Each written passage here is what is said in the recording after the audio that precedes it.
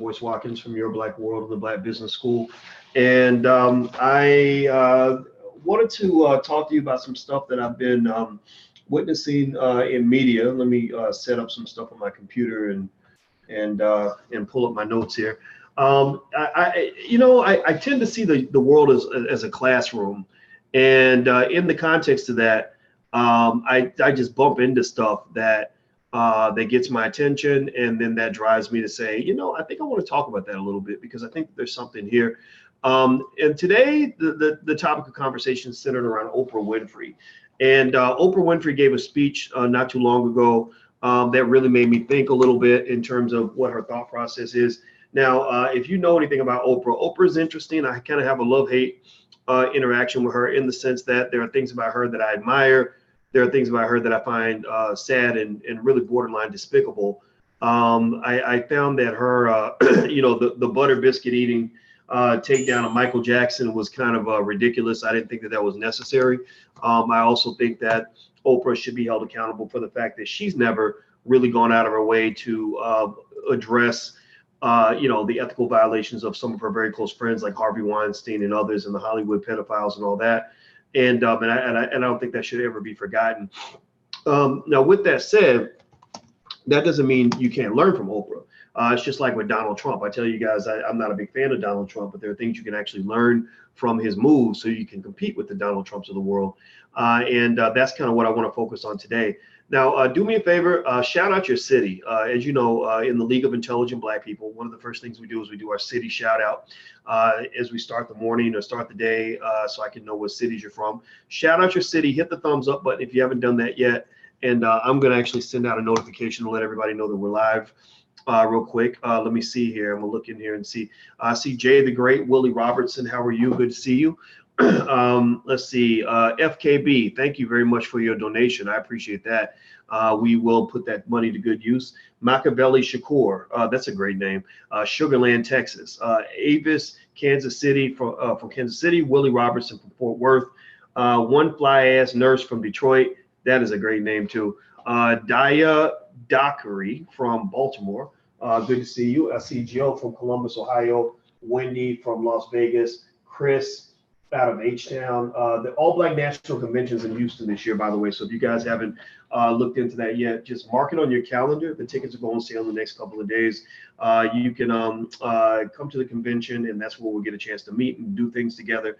Also, if you guys want to meet me in Philadelphia, I'm doing a pop-up business school in Philadelphia on May 19th, where I'm basically going to teach investing for the entire day. That's what we're going to break down everything from how to turn your child into a millionaire, what else? How to build a 100-year plan for your family, how to get invested in the stock market, how the stock market works, all that. So if you want to be an investor, feel free to go to drboycephiladelphia.com. That's drboycephiladelphia.com, and you can learn about the event. Use the code word membership, and you can get 20% off the seminar, just as a thank you to you for your support, for participating in what we're doing. All right, so I see Tacoma and Detroit and Connecticut, NYC, New Haven, Nashville, Chicago, Detroit, etc. What do I see here? Let's see. Good to see you, Roy Carter. I see Seattle. I talked to Alicia today about going to Seattle because they have this great marathon there I wanted to run.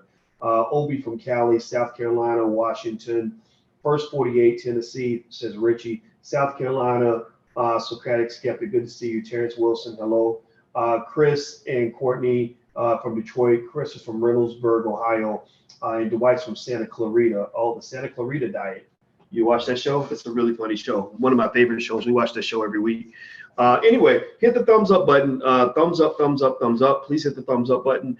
Let's talk about this thing with Oprah that I thought was really interesting. So here's what got my attention. I was reading that Oprah was giving this speech at an empowerment event, and it was it was interesting. It's kind of it's one of those events that you expect an Oprah Winfrey to be happy to participate in. There are events where there are Black people that are their reward, what they're rewarded to do for doing is connecting or creating this false coalition between Black women and white feminists. And the reason that I call it a false coalition is because there's no bigger threat to the Black man than the white woman in America, especially if you look at what's going on with the Me Too movement. a lot of young black men are being sent to prison with no evidence because a white woman accused them of sexual assault, even though, like Albert Wilson out in Kansas, who literally who barely touched the girl. There was a DNA on her chest because they kissed, but she was all over him all night. And somehow they decided that he must have assaulted her. And I don't even know how that could have happened, given that they didn't have sex. And I know people say, well, you don't have to actually penetrate someone sexually to rape them, but I don't understand that. I mean, so I mean, it just doesn't make any sense. Like I'm trying to still process that. Go look it up. The hashtag is Free Albert Wilson. The website that he's collecting money for his legal defense on is freealbertwilson.com. And you guys just have to go look at that. It literally, the case makes no sense. And the way the media, the racism, where you can see the racism is in the way the media reports the case. The media reported the case like he definitely raped her, but they don't provide any sort of evidence. They don't provide any substantive information. There's nothing, and they were together for 5 minutes. There's no evidence of penetration. And again, I know you don't have to penetrate somebody to technically rape them, but what do you have to do? What's the benchmark? What's the standard, right? This girl was all over him all night. Everybody saw this. I just didn't understand it. I still don't get it. But the point of the matter is to say that this is all structural. This is all historic. This has all continuously happened for a very long time. And that's why I tell you, if you have a son, I know that I talk about financial issues, but I'm black first. I'm always going to be black first. If you can't handle that, then you need to get the hell up out of here, because economics has no interest to me if I'm not speaking to you as a black man, as your brother, as your father figure, as your little brother, as your nephew, as your cousin, as your Uncle Boyce, whatever you want to call me. Like, I got to ride for black people in that way. That's one thing me and a Nipsey Hussle might have in common. For him, it wasn't about just getting rich. It was building economically for the hood. Well, I want to build economically for our people, So long story short, these dangers play a huge role in the economic progress of black people, because when these black men get taken down, that's one of the factors that's killing black wealth. The median net worth of the single black mother in America is $5. Well, do you think that net worth would be higher if they had fathers in the home? Do you think that net worth would be higher if so many black men hadn't been sent to prison by Bill Clinton and Joe Biden? Do you think that their net worth would be higher if they had some help? I mean, it's common damn sense. Common sense. Me and Dr. Alicia, we share a home, and believe me, we could pay a whole lot more bills with me helping her than she could pay by herself. I'm not going to tell her business. I'm not putting her business in the street, because it's not like that, right? I'm not laying it out like that. But what I'm laying it out like is to say, as a team, when we are a team, we can get a whole lot more done than individually. So anyway, with that being said, Oprah, is one of the people in Hollywood who's been relegated to create these false coalitions between black women and white feminists. So they don't partner with the black man; they partner with the white woman, whose objective is to destroy the black man. And so ultimately, Oprah is giving one of these speeches. And I looked at, in fact, one time I was looking at her staff, and I found it really fascinating. There was a time, it was a Susie Orman documentary, and they had Oprah talking to her staff about Susie Orman. And they were going back and forth about Susie, and Oprah was obsessed with Susie. She loves Susie. Now, pay attention now. This is real fascinating. I don't think anybody's ever said this anywhere, and I don't even know if I'm going to get in. Can't nobody really get me in trouble, but it might be a controversial thing I'm about to say to you. But so check it out. Check this. So she loves Susie Orman. She's having Susie Orman on her show over and over and over again. And she's making Susie. Like, Susie sold 1 million books or more off of just a couple of appearances on the Oprah show, right? Now, mind you, Susie is blonde, right? She's blonde. Okay. So I look at Oprah. She's talking to her producers behind the scenes about Susie Orman, and they're debating Susie, and well, maybe Susie's a little too harsh, and blah blah blah blah. And Oprah's like, no, Susie's great, Susie's fine, blah blah blah. She's really riding for Susie. And I looked at all the women Oprah was talking to, and I could have swore every single one of those women was also blonde. Right? There might have been a brunette in the mix, but I remember seeing blonde, blonde, blonde, blonde, blonde. No black women in the room except Oprah. Again, this feeds into the mammy theory. This feeds into Oprah being the mammy that used to breastfeed these little white babies when they were young, going all the way back to slavery, meritorious manumission, all that stuff. Really, seriously. And I thought about it. I said, okay, because because for a long time there's been conversations about Oprah not being exactly, a card carrying heterosexual. Let's say that. And I don't really care who people sleep with. This is not a gay bashing statement, but you know, if I had to bet my last dollar that Oprah slept with a woman, I would bet everything I had and then some, right? I would take any odds you offer me because it's pretty blatant, pretty clear. And so I said, oh, I get it. I said, I wonder if Oprah has a thing for blonde women, blonde white women. Like I really thought about that. I said, because she surrounded herself with blondes. And in fact, if I Google search a picture of Oprah and her staff. And I did this and I put this up on my Instagram. Let me see if I can find my IG. My IG is The Real Boyce Watkins. The Real Boyce Watkins. Everyone follow me on Instagram. Just be prepared. My Instagram is really interesting because I ask any question that comes to mind. I have no fear of the truth, no matter where it lies. It's always fascinating to me to go there. And I'm a scholar. I'm an intellectual. That's what we do. Or that's what we're supposed to do. Some of us are too scared to do it. But anyway, here, I want to share this screen with you. If you're on drboycetv.com, you can see this. If you're not, you won't see it. But just imagine Oprah in a room with all her producers, and she's surrounded by a sea of white people.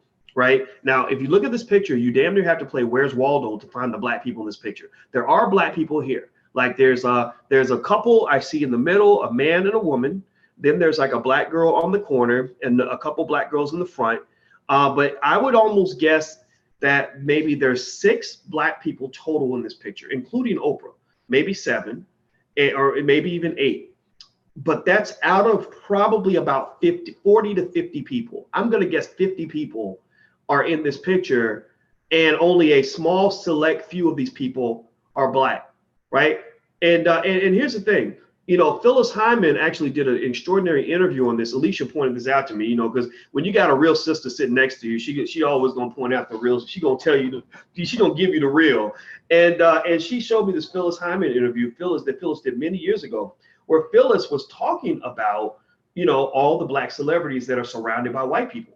Like, she's like, I don't understand that. She said, I hire black people. I have black people around me. I work with black people. I want to, you know, and she just couldn't understand it. And poor Phyllis, I think she killed herself, and she killed herself over a man, if I'm not mistaken, which is don't ever, just in case anybody, if you're watching and you've ever thought about killing yourself, ladies, don't kill yourself over that dude. He ain't shit.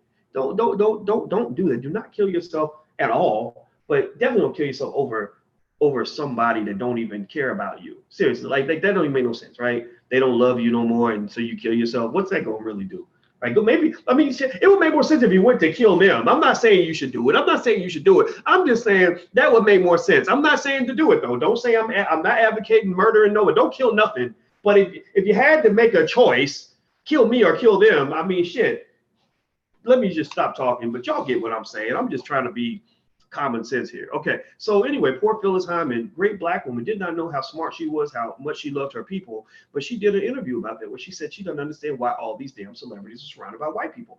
Oprah was in a sea of white people in that picture. Tell me if you saw it. Tell me if you saw what I saw. Tell me if you saw what I saw. Yes or no? Did that look like it was a sea of white people to you? It looked kind of crazy to me. So anyway, so going back with Oprah, Oprah's got an issue. Oprah's weird. Oprah's got problems. You know, she's not a typical black person. And I think that's the key to her success. I think that being too black too often just doesn't really work in America.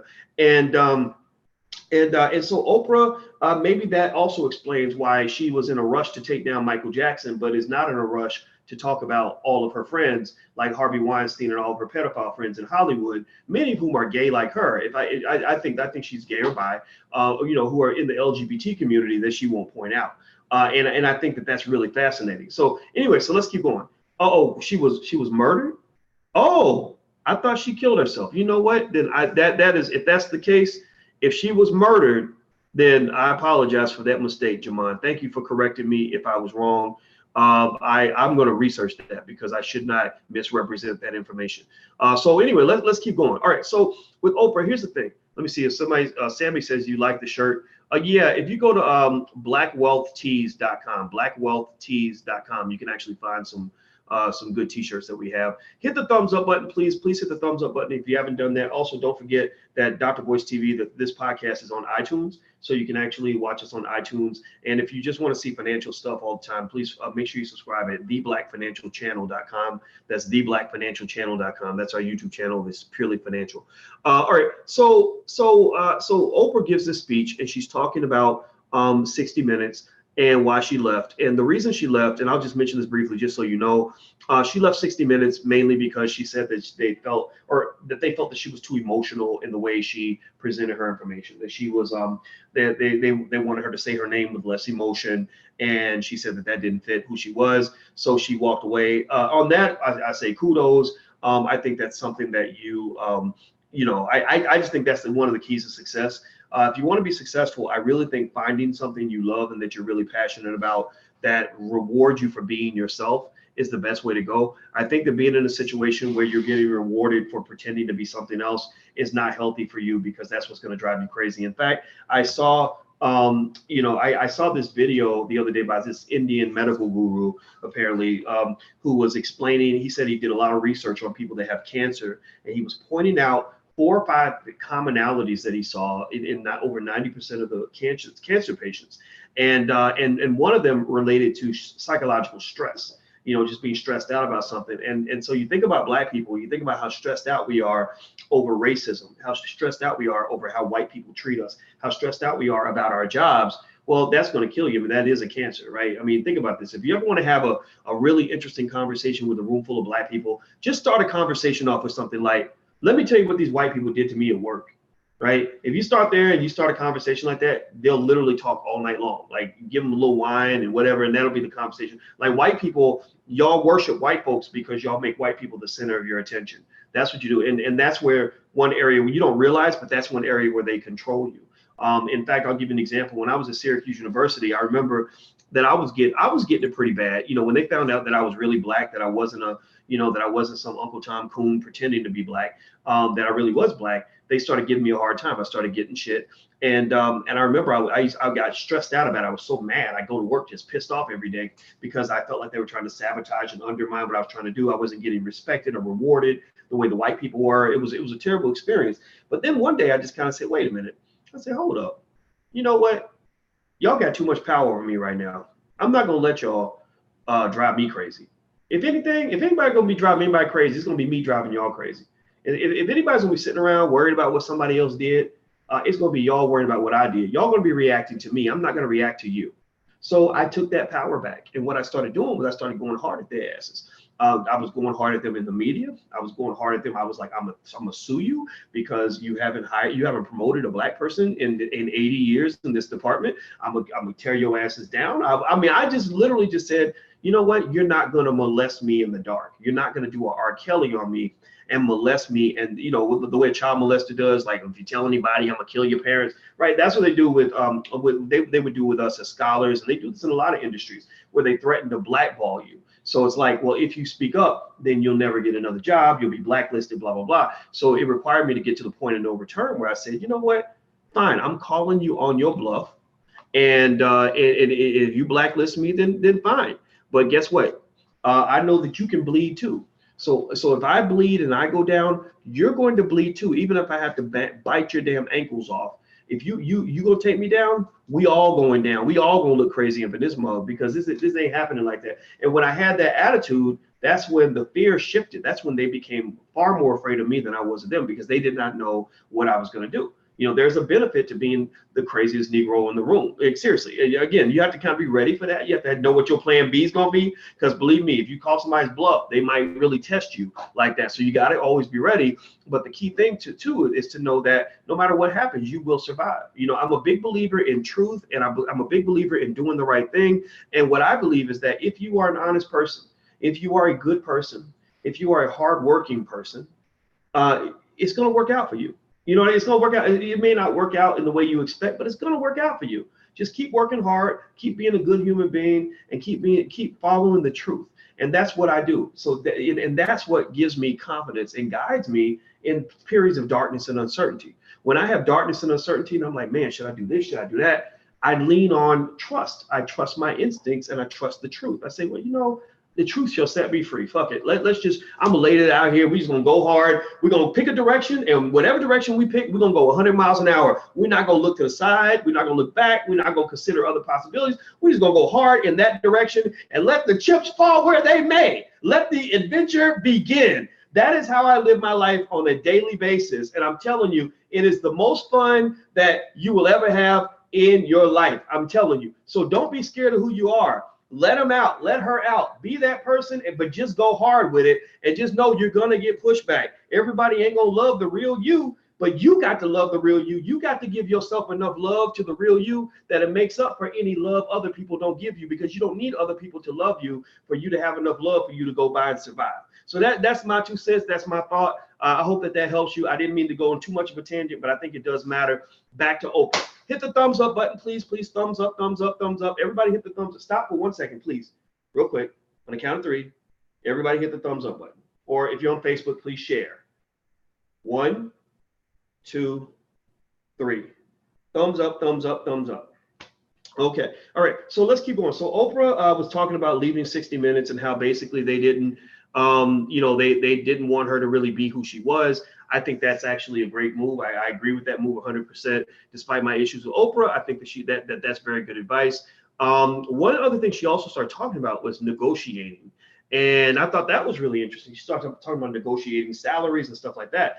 And I imagine that when she left 60 Minutes to go to Apple, it was a matter of also knowing her financial worth. One thing Oprah does well, again, for all the criticism she definitely deserves, she's not a friend to the Black community as far as I'm concerned, but you can learn from everybody. Just like I've even given you guys lessons that you can learn from the way Donald Trump's daddy put, $50 million in his pocket when he was 25 years old so he could go make money moves. I want everybody to do something like that with your kids. Maybe it's not 50 million, maybe it's just 50,000, maybe it's 100,000, but you put your kids in with a little bit of an endowment, a little bit of starting money, because you created a life insurance policy, you started investing in stocks for them since they were little or whatever, then that gives them the ability to really make real money moves, not Cardi B ghetto nigger rich money moves. Y'all know what I'm talking about, hood rich. I'm not calling nigger rich, hood rich, hood rich money moves where they got a couple of dollars in their pocket that they can use to buy Gucci. I'm talking about, where they got, a portfolio, right? Where they've got, maybe 80, 100, 200, $300,000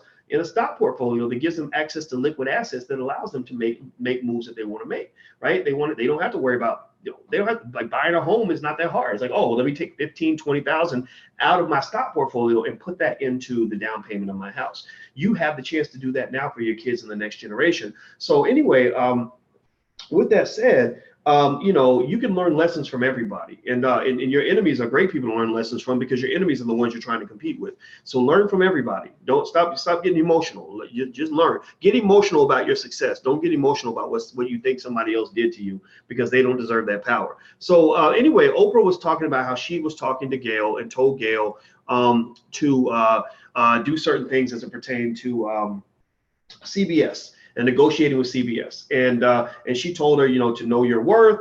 She talked about what women go through in the workplace, where they don't get paid what they deserve, and how she worked through that as a woman, which I think Oprah did that very, very successfully. Also, she talked about being ready to make the next move in case they're not interested. I like that advice too, because she was basically saying, look, when you make a negotiation, whether you're talking about negotiating on a job, negotiating for a car, or negotiating with your boyfriend about this relationship, your negotiation is always more effective when you have what is called a credible threat.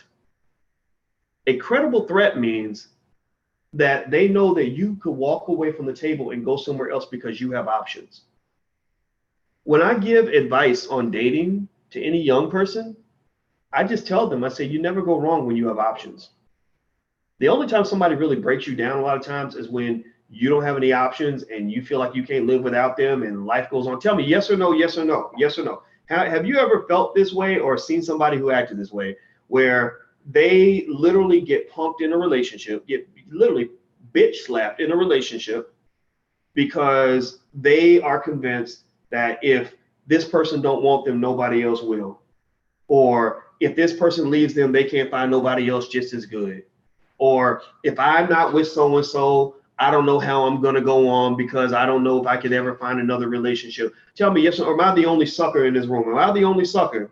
Because I have been suckered big. I mean, I'm the first one to admit I have been vagina whipped on a couple of occasions because I did not understand the art of negotiation. Yes or no? Have you seen this happen to anybody before? I see some yeses coming up. Yes. And if you're saying no, then you're lying to me, because that means that you probably got whipped worst of all, or worse than anybody.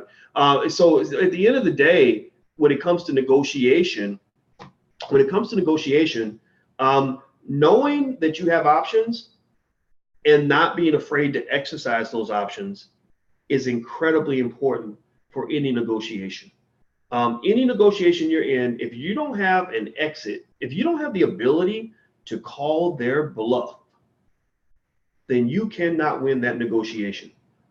If you can't call their bluff, then they are the pimp and you are the mega hoe, and that's what you'll always be. That's why I'm always talking, when I talk about politics and I talk about black folks in the Democratic Party, I said the reason Democrats don't do nothing for you is because you don't have a credible threat. You don't threaten to ever really just walk away and say, I'm out. And because black people are in some context, we are a very cowardly people. We survive by being scared. People scare us easily into doing things that they want us to do. So when somebody comes along with a bolder message that says, if you don't do what we need you to do, then fuck you, we're gonna leave.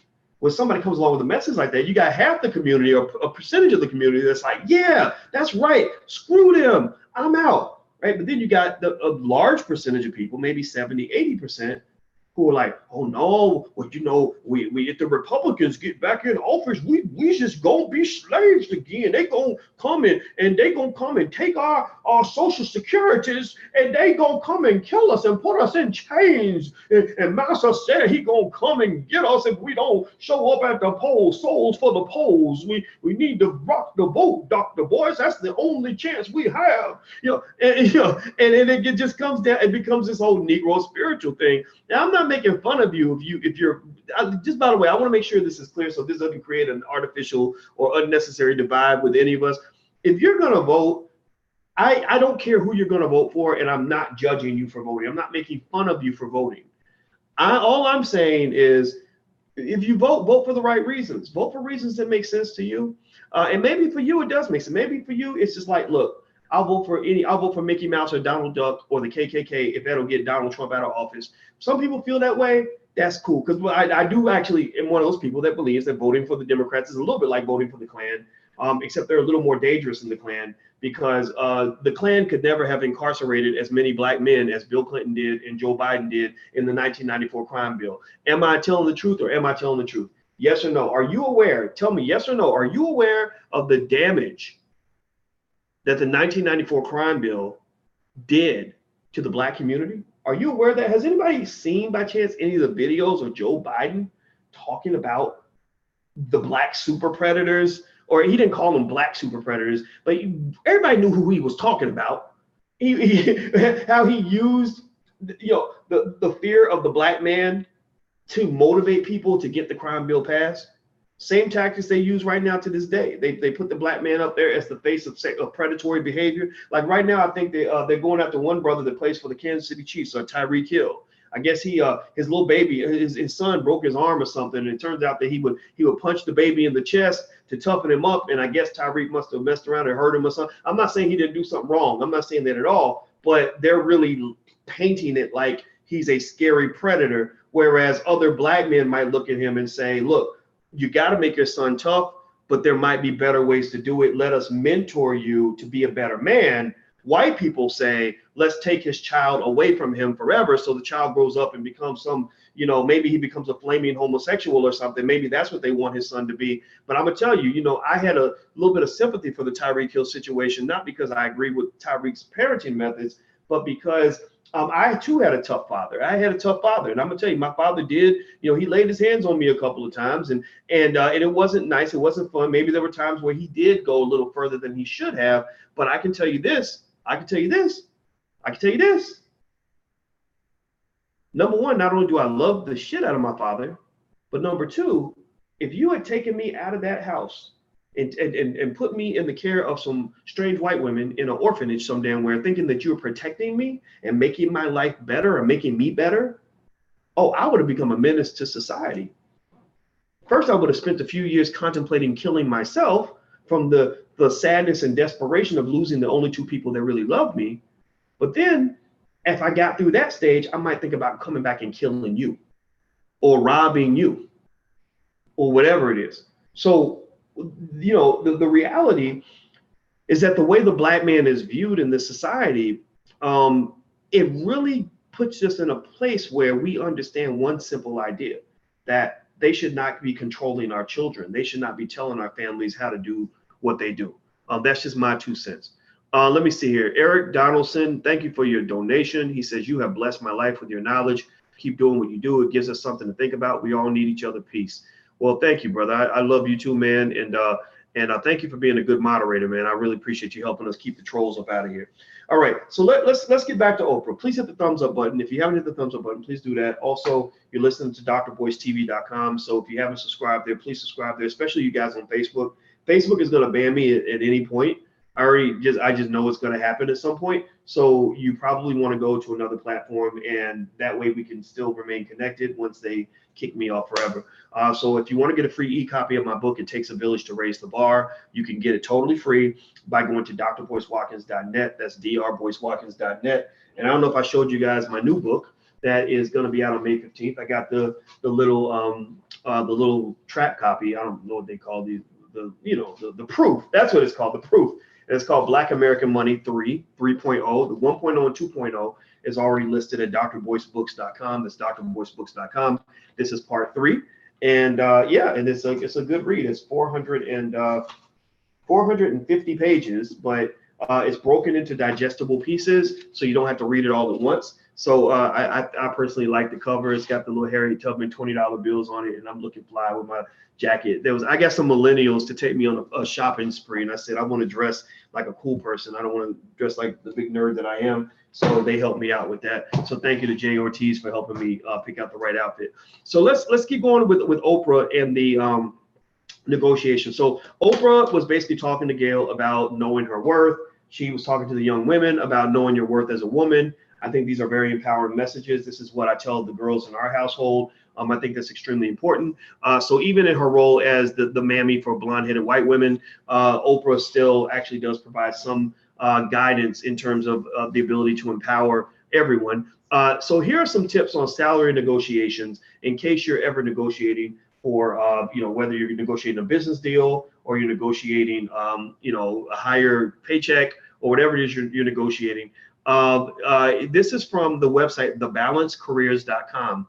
And so here's some things that they lay out for salary negotiation tips. 1, wait for the appropriate time. Once you know what you should be earning, how do you start getting it? Start by being very patient. When interviewing for a new position, do your best not to bring up compensation until the employer makes an offer. 2, resist throwing out the first number. Let them lay out the first number. Whoever lays out the first number usually loses because when they lay out the first number, you have the opportunity to see where their head is at. I remember when I was at University of Kentucky a long time ago, and they wanted to negotiate a summer teaching job for me when I was a grad student. And I came in there, I'm 25 years old. I didn't have a lot of money. I was finishing my master's degree in mathematics at the time. And I literally came in there thinking I'd get like maybe $1,000 or something, right? So I'm prepared to ask for $1,300 or something like that, right? I remember I sat at this table and there was 2 or 3 people sitting there. And the lady said, so what do you think about $4,000? I was like, I'll take it, right? Now, of course, that's the wrong answer, right? I should have acted like I didn't care, I didn't want it. But I remember being so overwhelmed that they offered me 3 times more than I thought I was going to get, that I was like, let me lock that down fast. And here's the funny part. Once the number comes out of your mouth, you can't really pull the offer back. It's hard to do that, And I think that the lady did her math wrong or something, because I saw the other people at the table pull out their calculators and start calculating. And I think that they were like, oh shit, we just offered him 3 times more money or 4 times more money than we could have got him to do the job with, right? Whereas if they had gotten me to lay out the first number, I would have said, I don't know, I think I'd like 1,300 or 1,500, right? So he who lays out the first number usually loses. Also, time is really important in a negotiation. If you're ever negotiating something with anybody, try to set yourself up where you have plenty of time, because people that have to rush a negotiation are at a weakness because they got to get the deal done quick. And that's why, like, if you go buy a new car or something like that, never, first of all, obviously, never let them know that you want the car. And then number two, never act like you got to get it soon or got to get it right away. Just be like, I can wait for the rest of my life, or I could just never get a car, right? Again, options. Everything's about options, right? So just like in dating, the person who has options, who's like, oh yeah, I got 5 other girls on speed dial that are 10 times better than this, or who think that they're 10 times better than the person I'm with anyway, that person's going to have more negotiating power in their relationship than the person who says, that if you don't want me, then nobody else will. I have nowhere to go. You don't ever want to do that, right? Even if it's not true, you don't ever want to do that. And you got to prepare yourself to be able to walk away from the negotiating table. And in fact, that's why I've seen that happen a lot more so with men that abuse women, where somehow the woman will be convinced, or the man will get into her head and convince her that she has no other choice, that if he don't want her, nobody else will, or look at you, you're fat, you got 3 kids, blah, blah, blah.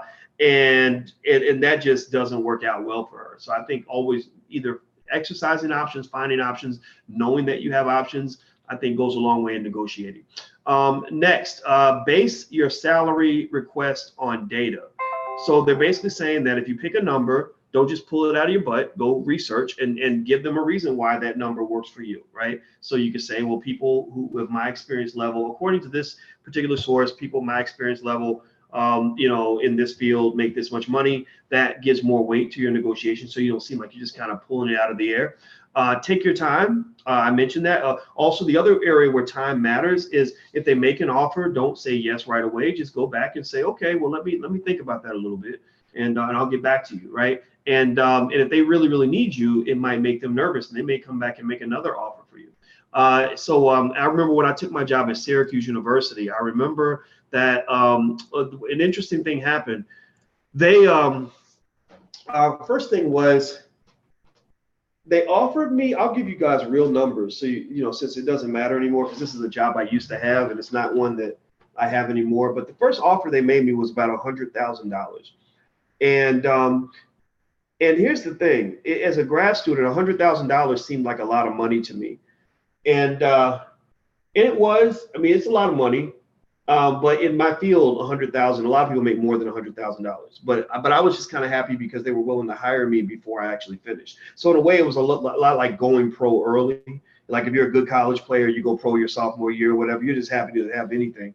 And I remember the next day, I talked to the guy and he said, so what do you think about the offer? And I said, I don't think that's enough. And he said, well, how much do you need? I said, 100. I said, I think I need at least 115,000. And so the very next day, he comes right back and says, okay, I got you 115,000. And at that moment, that's when I knew I had lost. That's when I was like, oh shit, right? Why was I like that? Well, because if he instantly offered me exactly what I wanted, that means he probably could have gave me more. He could have, maybe I should have asked for 150, 170. And then forced him to go as high as he absolutely could go. But by him giving me exactly what I wanted, I had no idea what number he could have gone to. Because and later on I found out, check this out. Later on I found out that he was negotiating with one of my homeboys who had the black finance PhD field is small. There aren't that many people like us who have doctorates in finance. Very few of us in the world. And one of my homeboys had negotiated with him, and he said, "Oh yeah, he offered me 145,000." And so literally, by me not thinking through the negotiating strategy carefully, I probably cost myself at least $250,000 or more over the next several years, right? So I didn't mean to tell you I lay out too much of my business, but it's years ago, so it doesn't matter. But that's an example where a lot of times, and I learned a lot of this. Actually, I'm a pretty good poker player. I play a lot of poker. I don't know if anybody else plays poker, or yes or no if you ever played it, but it's a fun game. It's a game of strategy, psychology, and mathematics. Those are 3 things I'm very, very good at: strategy, psychology, and math. The math, being a mathematician makes you naturally a good strategist. My expertise is financial psychology. I'm intrigued with psychology, And then the mathematical part is obvious, right? You know, I'm a mathematician, statistician, also, so that's easy for me. And one thing about poker is that, you know, you learn a lot about human nature, but you also learn a lot about when it's time to make your move. You really become like chess players. There are a lot of great poker players who also were chess masters, because you know when to make the move. Or a lot of times you know that they should make the move first, and then you make your move based on what they did, because you have more information. Every time they sneeze, they're giving you information. Every time they open their mouth, they're giving you information. Every time they do anything, they're giving you information. So a lot of times you just sit there and wait to see what they do, so you can say, okay, I see what's going on here. Now I'm going to make a decision. So in that particular case, I lost a lot of money because I did not take my time to see how much their budget was, how far they were willing to go before I came back and said, this is what I want. What else is on this list? Hit the thumbs up button, please. If you haven't done that, please hit the thumbs up button. Consider saying no. And I mentioned that earlier, having a credible threat, being ready to walk away if you have to. In every situation, you should never be scared to walk away. If you are scared to walk away, definitely hide that. But then, you know, try to see, you know, challenge yourself and say, why am I so scared to walk away? What's the worst thing that's going to happen if I walk away? Like I can tell you, I can already tell you straight up, point blank, period. You know, my thinking, for example, on politics is I was like, you know what? Everybody's so mortified with Trump presidency, Trump getting reelected in 2020.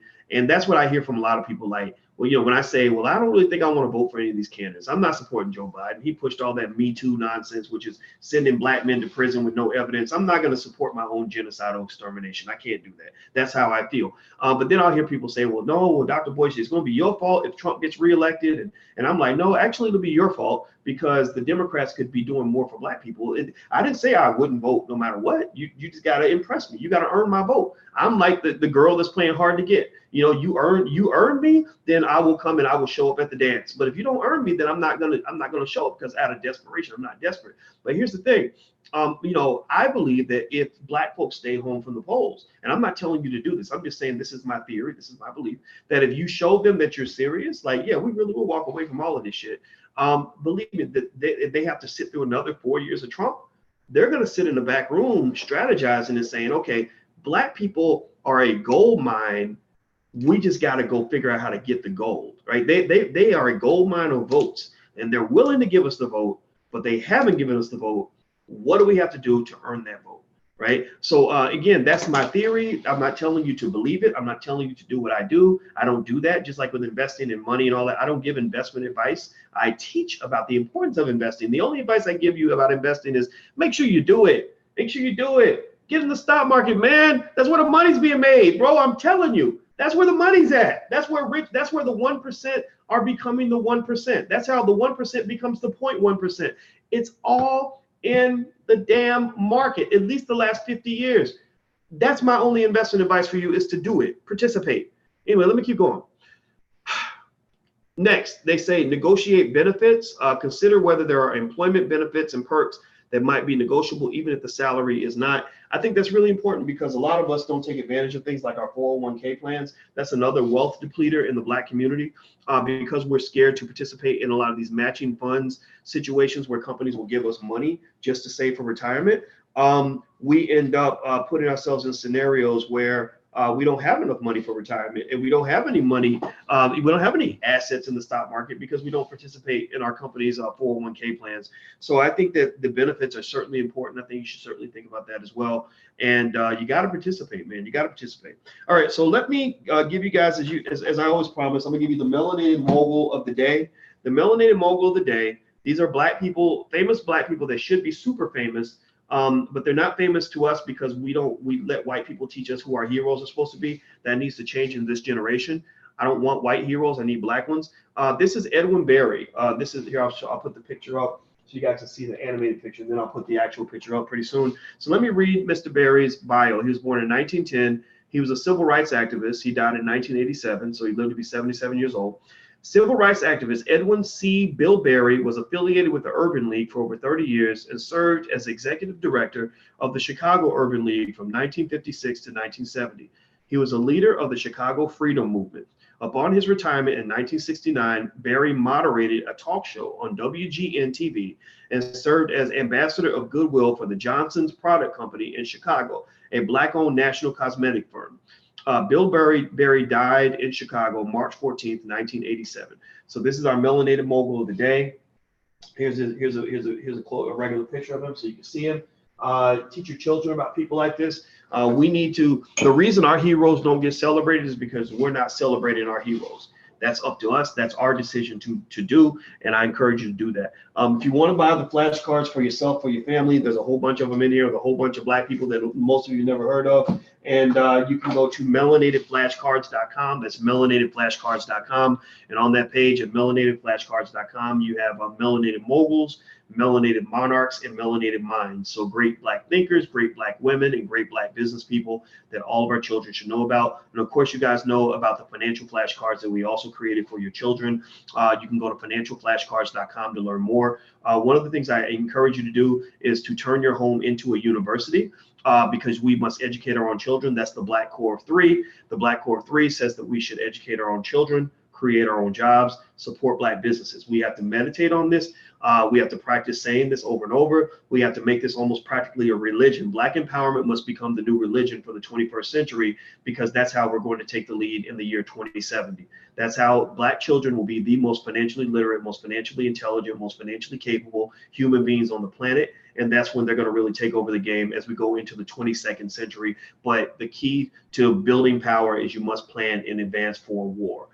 Sun Tzu in The Art of War said basically, he who plans for tomorrow is the one who controls today. So let's practice the art of war in our household. Start with your family. Don't worry about what everybody else is doing. Just focus on what you're doing. All right. So everybody, please hit the thumbs up button before you go. If you haven't hit the thumbs up button, please do that. Also, let me remind you guys, the All Black National Convention takes place September 27th, that weekend in Houston. So feel free to go check that out, allblacknationalconvention.com. Last but not least, if you want to check out books, flashcards, anything else for your family, feel free to go to blackfinancialintelligence.com. That's blackfinancialintelligence.com. All right, I'm out of here, guys. Thanks again for putting up with me again today. This was fun, and I love you. Take care. Have a good day.